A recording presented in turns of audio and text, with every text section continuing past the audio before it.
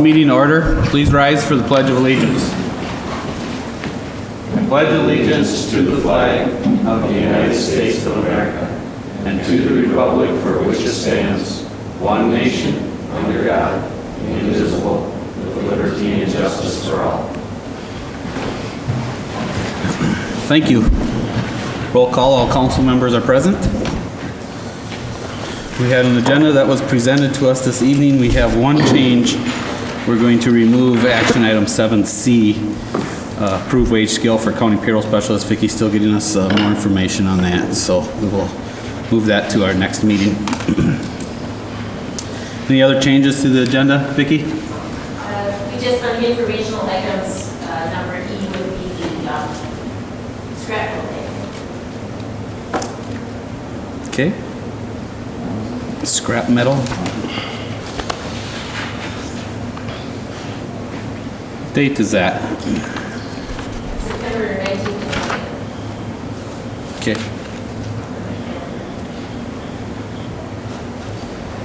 Anything else? Is there a motion to approve the agenda with those two changes? So moved. Motion by Dave and seconded by Warren. Discussion. Call the motion. Those in favor signify by saying aye. Aye. Aye. Opposed? Abstentions? Motion carries. 5 in favor, none against. We had our minutes from our August 20th meeting. Is there any additions or corrections to the minutes as presented?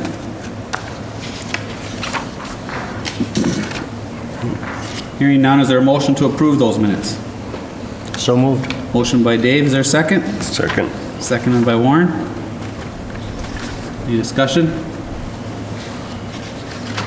Call the motion. Those in favor signify by saying aye. Aye. Aye. Opposed?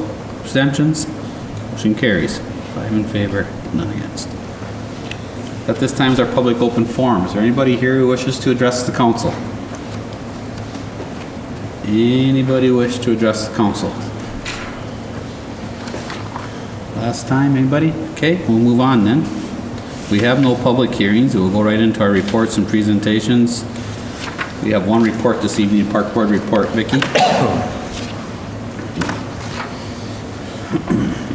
Okay, last night was the regular meeting of the Park Board, and you do have a copy of the agenda in your packet, and I'll just touch on that a bit. They did receive the summer rec year-end report from the school. That's something that they try to get every September, which shows all the different activities that we support through our contribution to the school district for summer rec. And they also received the park rental report, which is just kind of so they can judge, in the past years, what are the trends are for renting the park shelters and the facilities. An action item that they did take was we had a resident out that abuts the Morning View Park property, which wanted to sell a portion of his lot to the park for park purposes. We already have use of that property through a stormwater easement, and so the Park Board declined to take action on that or to offer to purchase that property. Under unfinished business, the Baseball Association was here again with presented for me a more detailed budget for what they'd like to do at the Tower View Park ball fields to convert them from softball to baseball. The Park Board did move forward with allowing them to do some work on the field, sprinkler, seed, moving the agri-lime, etc. Stopped short of doing anything with the fence or the dugouts at this time, but this is just work that could be done yet this fall to get the grass growing. And on the inside, at the arena business, the Hockey Association was here to discuss more in detail the placement of the heaters over the bleachers, and we're working on a cost share with them. So like if they pay for the heaters and we would pay to get the gas electric there, that type of thing. So we're pending getting some more information on whether putting heat over the bleachers will cause a humidity issue and cause it to drip rain on the ice, and then that causes ice problems. So we're waiting to get some more clarification on that, but it's possible we could be moving forward with recommending heaters over the bleachers. There's a splash pad update, but that's also in your informational items, so we can leave that until you get to that if you wish. They did work on the fee schedule, mostly for the campground, because the campers are starting to plan for next year, so we wanted to know what the Park Board would be recommending. They do have a couple alterations in the fee schedule recommended for monthly and weekly sites. And also they looked at the campground contracts and rules because they haven't been updated for some time. That's a work in progress. So that's pretty much what the Park Board worked on last night. Does anybody Vicky, have questions? I do. Is there going to be any cost share for the Tower View Park ball fields, or is all that cost burdened by the association youth? The city would have cost share for some of the supplies and materials, and the Baseball Association would be responsible for all the work and the labor. Yes, and then the one thing to keep in mind, though, that we did talk about, I guess I didn't say this, but is that if we start sprinkling a lot up there, we should really consider putting in a well, because right now it's on city water. And, you know, we could pay for a well in 2 years' time with what we pay for water. So, you know, as we move forward with this, we have to realize, or keep in the back of our mind, it's probably going to be a well next year for that park. So the cost to do those ball fields? It's about $3,000. What? About $3,000. $3,000, and there's money allocated in the budget for that for this year? Yes, Yeah. And that's for both fields. correct. Okay. And I did talk to Dave today, and part of the thing, they had in there like Bobcat rental, and it's like, why would you pay to rent a Bobcat? We own a Bobcat. Right. You know, and then the seeder, it's like, we have a local contractor to let us use his drill seeder, and we have the tractor. So some of those costs in that $3,000 was rental of equipment, which we won't really have to realize. Okay. Thank you. Well, I'm glad to see that there's going to be opportunities to utilize those fields up there. Since there's been a lot of change in the adult program, I think there's been a need for more ball fields that are usable for the association. Anybody have any questions in regards to, other questions in regards to the park board report? None? All right, thank you, Vicki. Well, that'll take us then to our action items. Action item 7A, approve MMUA contract. Vicki? The Sauk Center Public Utility, we've requested that we participate in the agreement with them. We've done this for many, many years. It's a safety training program. And Minnesota Municipal Utilities, they help with the agenda, they provide the training, they provide the trainer, they help keep the records straight, et cetera, on the safety program. Some examples are aware training, right to know training, CPR, first aid, fire extinguisher, bucket truck, work in the right of way, lifting, lockout, tag out, all the kinds of things. A lot of it is towards, you know, work in the field, but there's actually mandatory training that those of us in the office also have to attend. So the contract is actually $9,900, and we split that 50-50. So we would have, and it's based on when we first started this, they counted how many total employees were included in that group, and they just went 50-50. And then on top of that $9,900 is some extra cost the public utility pays for the electrical side, because there's additional training that they have. So what the public utility is asking is that the city continue to participate with them, and approve, they'd like you to approve participation in that program with MMUA. So I just want to clarify the summary here, Vicki, a couple things. The contract is not from October to September of 2014. It must be October 15. to September 15. And it says 9,000, but the actual agreement says 9,900. Yep, it's $9,900, so it's $4,950 apiece. Thank you. And we split that with the utilities, right? Yes. And then that's allocated out to the departments based on the number of employees. And that, what did we pay last year? We paid $9,600 last year total. So the contract overall went up $300. Okay. Any other questions? Did you say that was based on the number of employees that we have, that the cost is, or isn't, how's the cost that they come up with? How is that determined? How do they determine what our share is versus the public utility, or how does the MMUA come up with? total bill. The MMUA presents that based on, we're in a group, and they have a, you know, like 7 or 8 cities are in this group, and then we have a trainer, and they look at all the costs of putting on the program, and then they divide it up amongst the cities. So they base it on how many training days you have to have and how many employees you have and the types of training that you need. So they have a formula that they use to allocate to the city, and then we, with the PUC, split the cost, except for electrical, they get their added costs, and then within our own city, our share, we divide by employee. So Okay. it kind of gets broke down that way. So how many meetings a year do we get out of this? There's 12 safety training meetings. Sometimes in the summer, it may not be a training meeting for staff because they're busy doing other things. It may be where he'll come and do an on-site observation and give, and say, okay, all these things are things that you could get caught up in an OSHA inspection, for instance. So and then also he'll be here maybe doing all the required reporting that we have to do to OSHA and all the other places that we have to do. So he takes care of that for us. So 12 times a year his services are being... 12 times a year, and then there's committee meetings every other month, but there's training every month. Okay. And I assume that the Public Utilities is happy with it? Yes. Okay. The main reason why I'm asking that is because it seems like an awful lot of money when it comes to CPR. You know, the CPR in the first aid, isn't there a way that someone from the ambulance crew could do that? With the group we got, fire extinguisher, someone from the fire department could come in and train somebody on fire extinguisher use. I'm just wondering if we got too much duplication or we're spending way more money than what we need for the training that the city staff has already got someone that could do that.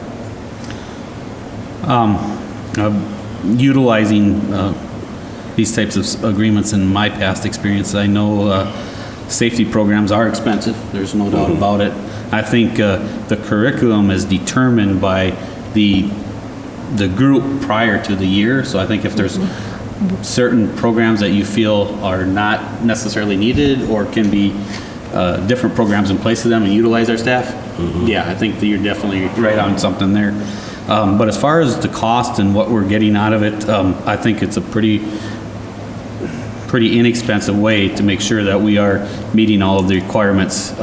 One OSHA inspection or one OSHA fine alone would far exceed those costs. So that's one of the things by having them. It's a safeguard to making sure that we've met those requirements. And maybe you're alluding to this, the other aspect is ensuring that the trainer is adequately trained, because without that, liabilities can ensure for the city that if the city starts self-training, there becomes that issue of, is the training meeting the requirements that are needed?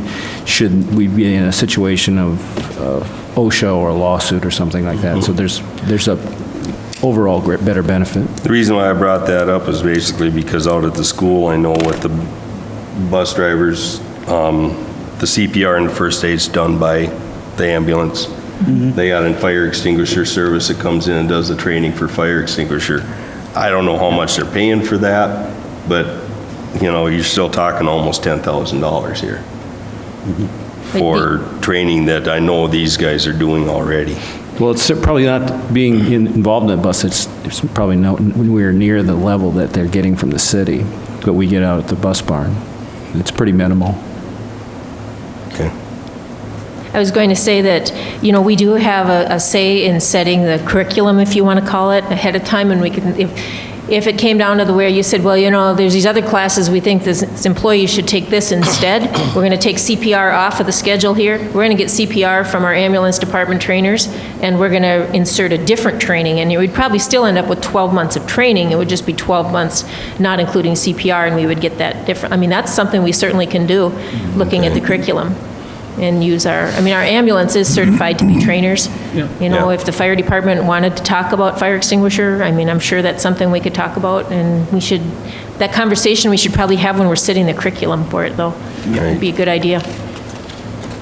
Well, and you have a committee designated that meets with MMUA, correct? There's a safety committee, and there's a Right. city hall representative, there's a street department representative, a fire department, an ambulance, electric department. Every department has kind of a representative to this group, and that's when they plan that. So you could visit with them and make sure that they feel the proper training is being met. I think they're the ones utilizing it would be certainly to them. But if there's something that this group feels should be added to it, then I would highly recommend you share that with Vicki if you think about something outside of this. And I'll provide you the curriculum when it's set, and you can look at that, and maybe there's room for improvement.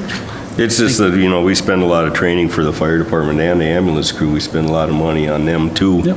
And turn around and spay training for these guys to come in and do it when we already trained someone, it's, in a way, to me, it's double dipping. So I was just, if there's other things out there that we could be getting and use our own staff to take care of other parts, I think it'd be more bang for our buck. So. Okay. Any other thoughts? None? All right, what's the wishes of the council? Do we have a motion to approve the MMUA contract as outlined? So moved. We have a motion by Mike. Do we have a second? Second. Second by Dave. Any discussion? I'll call the motion. Those in favor signify by saying aye. Aye. Opposed? Abstentions? Motion carries. 5 in favor, against. Okay, moving on to B, approve scope of services contract for storm pond remediation. Becky? If you recall at the last meeting, we had asked Keith to put together kind of a brief synopsis of what it would take to get us through that storm pond cleaning and asking for some oversight in the whole project. I did put that in front of you tonight, so I know you haven't had a chance to read that, but Keith is here if you want to go through it a little bit in detail to know what is involved, or we certainly can bring this back up at another meeting for discussion. But basically what he would do is they would go through taking the samples, doing the survey work, the planning side, and helping with the permitting. But then the city, we as staff would take care of finding the contractor and following through with it. So it's kind of where both would be involved in getting the project done, but they would keep us on the technical side, getting that work done on our behalf. He's got in there the pond surveys, the sediment sampling, and the plans for bids. So it'd be a total package of $4,800, and that includes both ponds. If you have any questions for Keith, he's here, but like I said, we can also look at it in more detail and bring it back at another meeting. Just based on the timing, I think we've kind of always had tried to keep things in our packet, and since it was just handed out tonight, I would rather us make a decision at the next meeting rather than this evening. And if there's any questions between now and then, I would ask staff to contact Keith or Vicki. Okay. I think we have a little time on we do the sampling in the winter. They core through the ice. So. Okay, so with that, is there a motion to table? Motion to table till next meeting. Okay, I have a motion by Dave, seconded by Mike. Any discussion? I'll call the motion. Those in favor signify by saying aye. Aye. Aye. Excuse me. Opposed? Abstentions? Motion carries. 5 in favor, none against. Thank you. We'll go then to action item 7D. Approve the interview committee recommendation. The deadline is passed for the position applications for the accounting payroll specialist position. We're in the process right now of using the T&E rating scale, and that ranks all the applications on a scale of 1 to 100, and then the top candidates then are be selected for interview. So what we're at right now is we need to select who that interview committee is going to be. We can have a member of the council, we can have another board, we can have existing staff members, a member from another city that performs a similar function. We can have a community member. So it's really kind of wide open as to what we would like to do to have this position, and it's an important position in the city. I think somebody that can do the accounting and the payroll and help more with the budgeting and that type of thing and the financial planning going into the future. So I talked with Brad a little bit about that earlier. A lot of times in the past, what we've done is like the personnel committee. We have invited maybe another department head of the city. We've had a lot of times, like in the police department, they'll have a police chief from another city, or maybe we have someone that does an accounting function in another city, or the public utility, maybe someone that does an accounting function over there. And just kind of, so we get perspective from a couple different angles on selecting the right person in the interview. So now the city council has the task of deciding who that interview committee should be, or at least saying the types of persons that we want to get on that committee. Probably going to occur during the daytime, and maybe, I don't know if it'll be next week, but probably out another week from that. If you kind of get an idea of what the time frame you're thinking, maybe around that third week of September, where by time we could get the interviews set up. So kind of be thinking about that and give me some ideas. And I can add a little bit to that. As Vicki stated, we did get a chance to visit about this, and I tried to get an understanding of what we've done in the past, and we've kind of done lots of different things. When Vicki was interviewed, it was a group of folks that did the interviewing. And It was 10. I don't think we need to go that far. No, that's why I said a group, but it was quite a few. My recommendation, I think, to the council at this point would be is we did create a personnel committee. This is a personnel-related issue. I would also like to make this a 5-member interview committee, and I would entertain or would at least like the council to consider including Vicki, obviously, one department head from within the city, whether that's the streets or police or wherever it may be, doesn't matter. And then one at-large person that has some type of accounts payable / payroll experience. Don't necessarily have to be from the community, but could be from another community. Don't have to be from Sauk Center is what I'm saying. It could be from another community that has some of that type of experience. I'll let Vicki go out to search for that type of person. So my recommendation, if somebody from the personnel committee is not available to be on the committee or can't make these interviews, then it'd be their responsibility to get a different member of this council to sit in for them. You said 5 people on this? Yeah. Okay, that'd be plenty. 5 Yeah, I would think it'd be plenty. plenty at this point. I don't know if the council has any other feelings. The only thing I think is, Vicki mentioned somebody from the public utilities, because we do have somebody from the public utilities who has filled in here occasionally helping, and that might be a good person. They'd have familiarity. They'd have familiarity with what we do. Anyway, they'd probably be a good person to get on if we can. And I think that's something that we can consider. I think the department, the at-large person, we can look at that. I will just caution us is that we have a lot of applicants from a lot of people from within the community. So there may be some reasons that some There could be people, problems, yes. Yeah. So it may not necessarily work out, but and that's really based on, we want to make sure that we have, we look at the applicants the same, no matter whom they are, without tying them to anybody personally. So. Well, I don't have any problem with your recommendation. Okay. And if the personnel committee is going to make the decision on the final makeup, that seems like what they're there for, so. Very good. Does the council have any other feelings? Personnel committee at large? Okay. If I could get the general consent, then we will move forward with the personnel committee, including Vicki, a department head, and one at-large person to move forward with the interviews. Yep. General consent, Warren? Yep. It's fine. Vicki, general consent, we'll move forward in that format.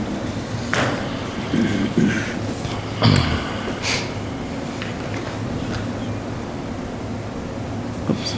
Okay, we'll move on to E. Excuse me, you still need a vote on this placement of 312 points? No, No, we put that No, off. we took that tabled that until. Oh, that's E. Yeah. I'm sorry. Yep, we're on D right now. and- C, sorry.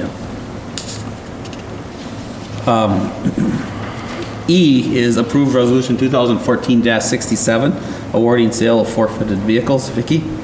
That final vehicle finally left. I mean, final, now we have 5 more, but with all the excess vehicles that we had previously advertised and sold, there was 2 of them that the people decided not to pick up. We had to re-advertise. This is the final one. The 1994 Ford Explorer was sold for $255. So we have resolution 2014-67 accepting that bid for the excess vehicle. And also, in addition, you recall that like you had authorized New Gun and Pawn to purchase that excess police department equipment, and we did receive a total of $1,690 for that. So that's all included in resolution 2014-67. Any questions? Guess that last vehicle's finally gone, so that's good.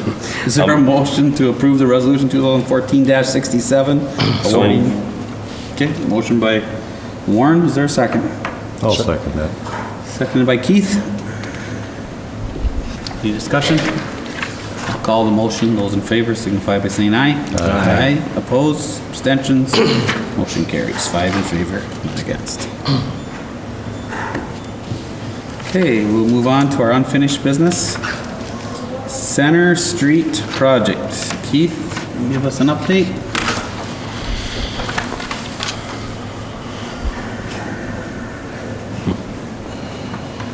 Really, thank you, Mayor and Council. On the Center Street project, the update really is we're still trying to get a meeting with Midwest. Vicky's trying to line that up. The owner, unfortunately, is out of town, so we're trying to get that going. So we're trying to move that project forward as quickly as possible, but we're working on getting those that meeting set up with those folks. So that's where that one's at. Okay. You want to go right into the Beltline stormwater study then? Yes, yes. As I discussed last time, we're in the solutions phase of that study. Still working on it, so I don't have everything worked out at this point, but I'll tell you some of the things that we're looking at, and some of these are redundant, you've heard these before, but essentially we're looking at a combination of ponds and pipes, essentially, okay? And the pieces of the puzzle really are one or more smaller ponds that would be on the west side of Main Street, primarily in the, in the chamber and that property there, be maybe a smaller pond along there. It's very valuable property, so we don't want to put a large pond there, but whoever develops that someday would have to do something there anyway. So something maybe like a sliver pond kind of along the edge kind of thing, that kind of thing, we're looking there. There's one on the corner of Getty and 12th. We're looking kind of see if we can use that for some area, how that impacts the system. On the east side of Main, ponding, we're looking at an area really just to the east of Walmart, in that big open area through there, and seeing how that provides, because our system, as it sits, is pretty well maxed out. So we really need to provide some relief, so perhaps we can get some more flow into that system coming, from the west to the east down 12th Street. So we're trying to essentially have a relief valve, if you will, and that would be a pond in that area. So that's part of the solution. The other then would be piping, where we discussed before, like piping coming underneath Main Street, kind of to the north side of Merrick Inn there, and across behind Walmart, connecting in through there, potentially along 12th itself, and upgrading some of those pipes along there, or perhaps a parallel main. Those are all pieces that we're putting together to see which one seems to make the most sense. There's also, we're looking at potentially a relief valve type of pond that would actually be just north on Fairlane to the west side. There's some property there, that little relief pond there might make some sense. So that's another piece of the puzzle that we're all trying to kind of put together and figure out which one really works best, cheapest ultimately overall for making that work. So kind of in a nutshell where we're at, and we're honing in on getting those finalized at this point. So you'd say about what percentage completion are you? We're probably good 75-80% at this point. Okay. So we're getting close. It's kind of gelling together and then putting real numbers to everything, putting it in a report that then we'll present to you. So we're getting pretty close. Very good. Anybody have any questions? None? Thanks, Okay. Keith. Thank you. We'll move on then to C, our hazardous buildings.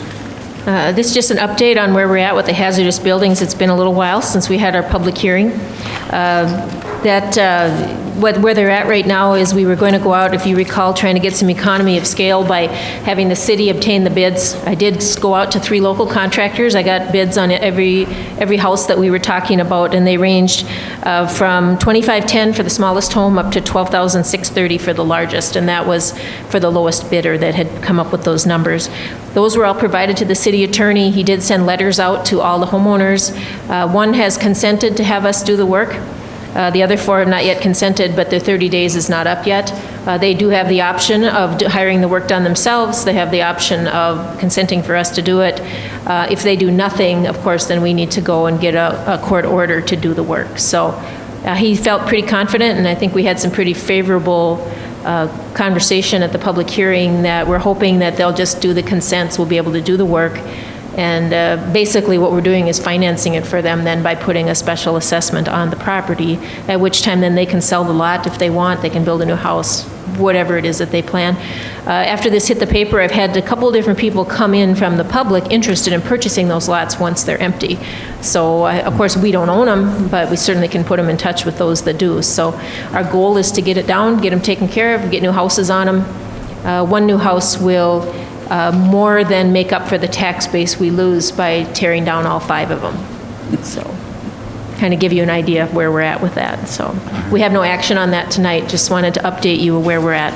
And we have had discussion with the property owners that the city would look at assessing that over the property for a period of time, like we've Correct, talked 5 years. about. Okay. So the one that gave consent, we can move on that one right away and start? On the Or one, at least- I talked to Tom about that, and he said that he'd like to kind of have the contractor go ahead kind of as a group, but I'll ask him if they consent and we want to take it done right away, that might be something that would be good to help the others consent quicker. You know.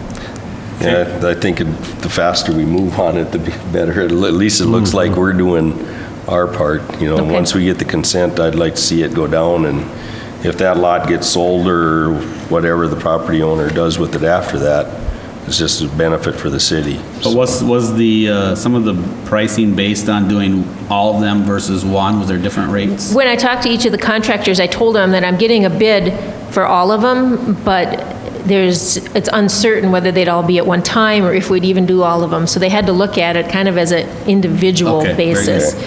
I wanted to make sure that they didn't feel that they come in 1 week, because I know one of the contractors said, if I got all 5 at the same time in 1 week, they'd all be gone.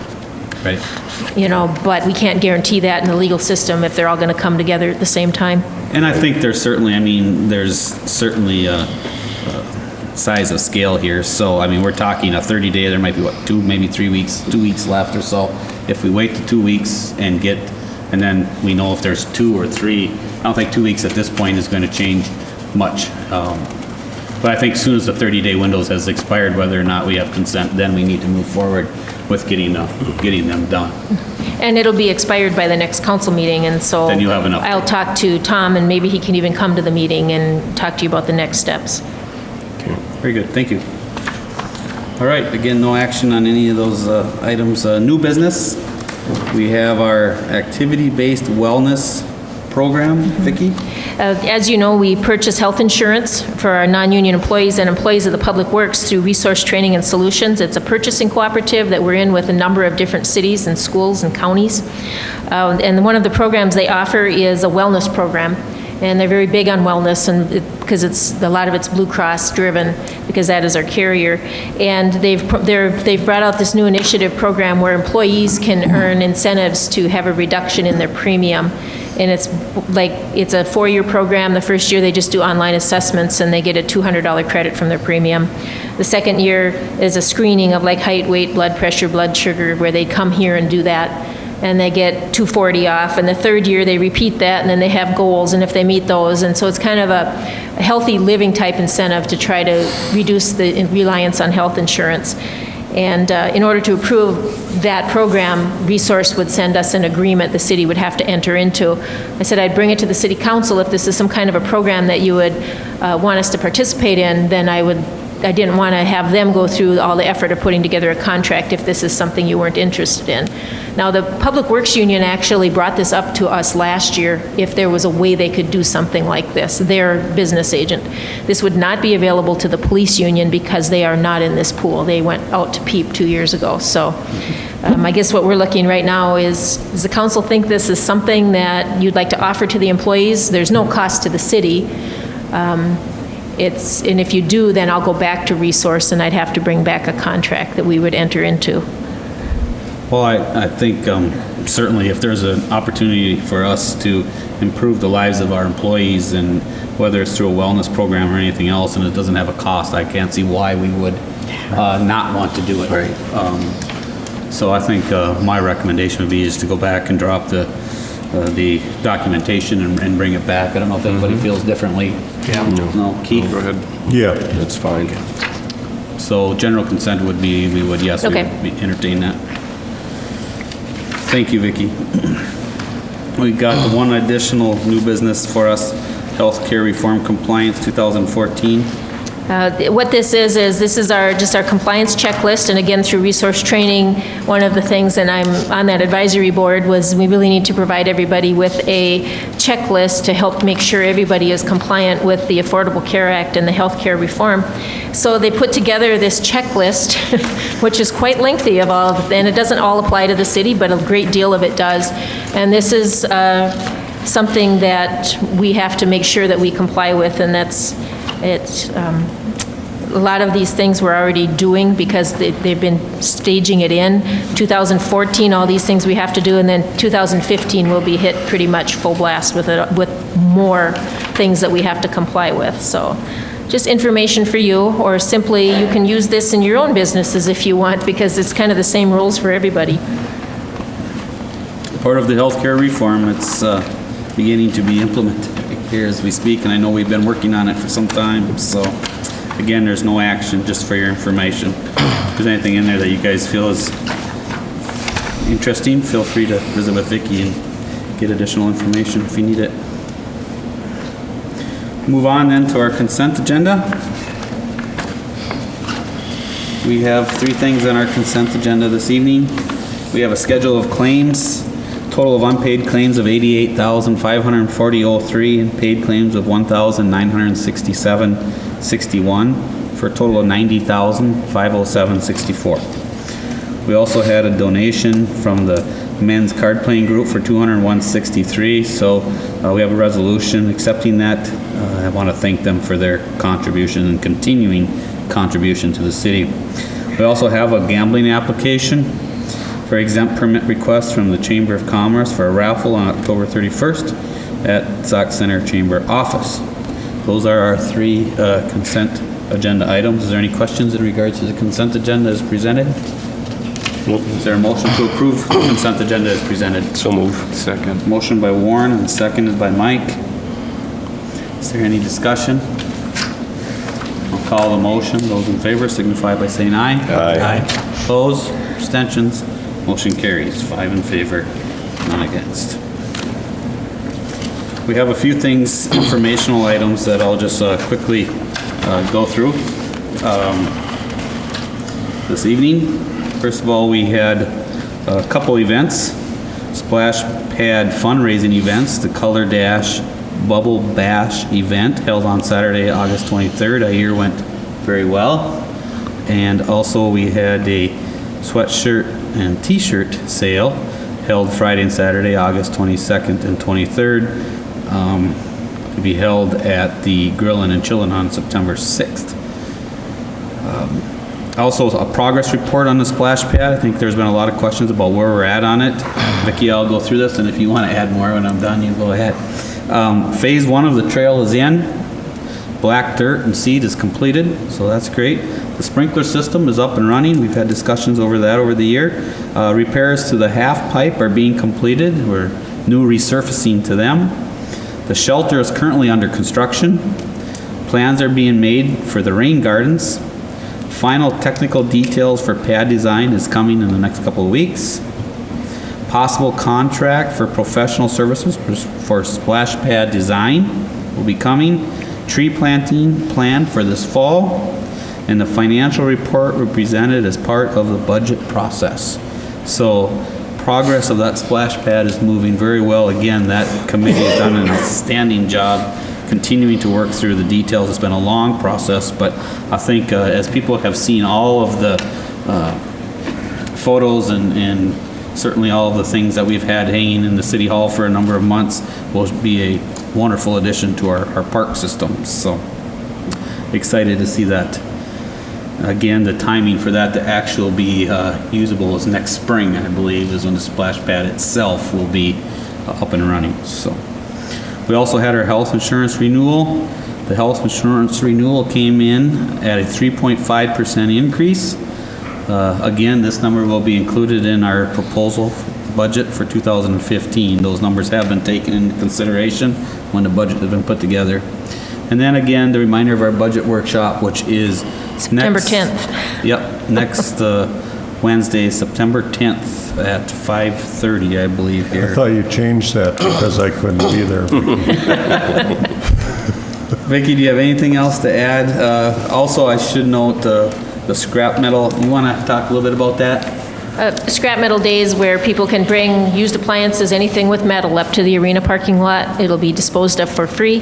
It would be Friday the 19th, all day long and into the evening, and then Saturday morning until noon. So that's kind of the same thing that we've been doing every year. It's amazing how many items get brought up there, but it's a good thing, and as long as the recycler will take them away from us for free, and it's just a little staff time for us, it's a good way for people to dispose of those types of items. Is it any appliances? Yeah, Keith. No RV refrigerator. Oh, I can't bring them, huh? And if there's anybody that would be wishing to look to volunteer or help on the event, come on down or to the there that day, or talk with Vicki and Sarah so they can plan accordingly. But I appreciate that. So if there's anybody with old cars in their backyard, to get them up there now. You know, There's actually a recycler that will pay to take the old cars. You'll actually be able to collect money if you bring a car. okay. All right, with that, we have no other informational items this evening. Is there a motion to adjourn? So move. Motion Second. by Keith, Oh, Yep. sure, yep. seconded by Dave. All those in favor signify by saying aye. Aye. Aye. This meeting is adjourned. Thank you.